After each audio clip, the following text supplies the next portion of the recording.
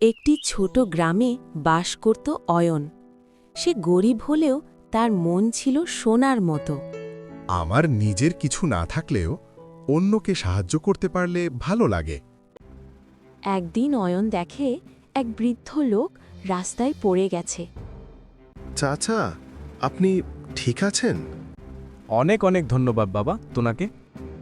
একই সময় ধনী ব্যবসায়ী মৃণাল পাশ দিয়ে যাচ্ছিল। এই সব গরিব লোকদের সাহায্য করে সময় নষ্ট করো না। অয়ন বৃদ্ধ লোকটিকে নিরাপদ জায়গায় পৌঁছে দেয়।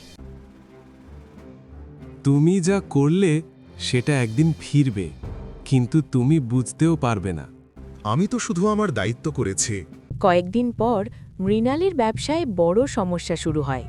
সব টাকা কোথায় গেল?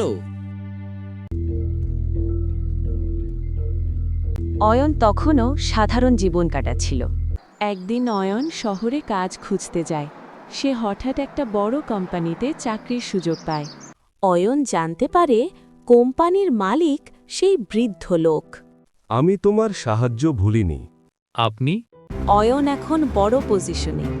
সে মৃণালকে দেখে চিনতে পারে। আপনি তখন বলেছিলেন সাহায্য করা সময় নষ্ট। আমি ভুল ছিলাম। অয়ন মৃণালকে সাহায্য করে, কারণ সে জানে ভালো কাজ কখনো বৃথা যায় না।